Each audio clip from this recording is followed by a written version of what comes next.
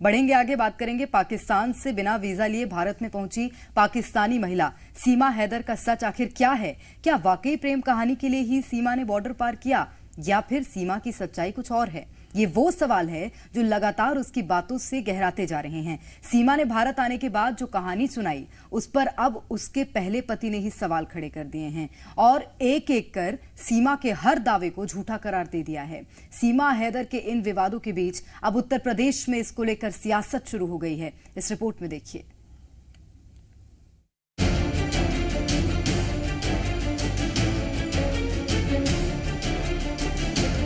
पाकिस्तान से बिना वीजा भारत में दाखिल हुई सीमा हैदर किस्से तो प्यार की सुना रही हैं, लेकिन उनकी एक एक बात से जांच एजेंसियों का शक गहराता जा रहा है। सीमा के चाल और बोलने के अंदाज से कई सवाल उठ रहे हैं। साथ ही सवाल उस थ्योरी पर भी है जिसके तहत वो पाकिस्तान छोड़ने की बातें कर रही थी। सीमा भारत में जिस आधार पर आई और बार बार दावे कर रही थी कि वो पति के जुल्म से तंग आकर सचिन के प्यार में पड़ी, तो उनके दावे पर खुद सवाल उनके पहले पति ने खड़े किए, जिसमें उन्होंने सीमा से मधुर रिश्ते होने की बात कही।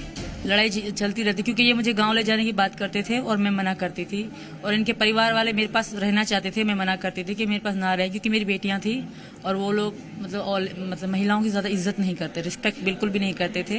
जैसे मैंने बताया कि काला कारी, मैम पूछी काला कारी क्या होता है। काली उस औरत को कहा जाता है जो किसी लड़के को पसंद करे। अब हैदर की नजर में सचिन काला है और मैं काली हूँ, और हमें मतलब उनकी इज्जत पे बात पहुंची है, तो हमें वो मारने के लिए ऐसी बातें कर रहे हैं। सीमा के साथ बहुत अच्छे रिश्ते थे और अच्छा ताल्लुकात था कि हमें कभी भी ऐसा इल्म हुआ ही नहीं कि सीमा ऐसा चला जाएगा, किसी के या रास्ते में है या संबंध में है, कोई पता ही नहीं था। तो बैक उत्तर जब हम लव मैरिज किया, 3 बच्चे हुए और चौथा सीमा प्रेग्नेंट में था। ये जो फरा बेटी है मेरी छोटी, तो गुर्बत का जान था कि पैसे थोड़ा कम थे, कि मैंने सोचा सीमा का ये फैसला था कि आप जाओ कुछ कमाओ, अच्छा करेंगे, बच्चे भी बड़े हो रहे हैं, आगे बच्चों का फ्यूचर का मसला है, बच्चों को पढ़ाना भी है।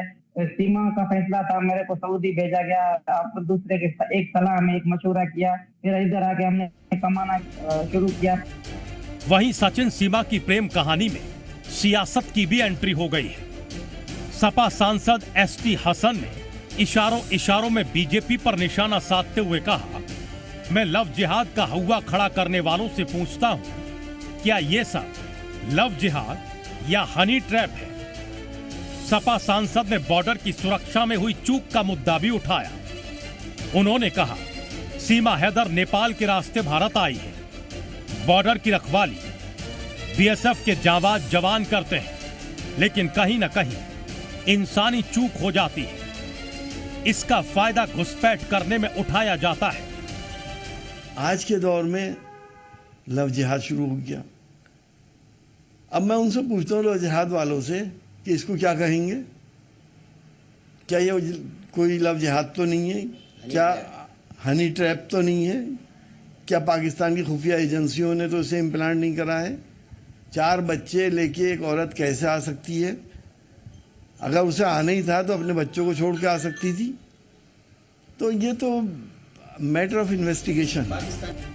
सियासत और समर्थन इन सभी सवालों के बीच सीमा कोर्ट के आदेश के बाद सचिन के साथ उनकी पत्नी बनकर उनके घर में रह रही हैं। लेकिन इस प्रेम कहानी का पूरा सच सामने आना बाकी है। चूंकि मामला पाकिस्तान से जुड़ा है, लिहाजा सुरक्षा एजेंसियां पूरे मामले की हकीकत जानने में जुटी हैं।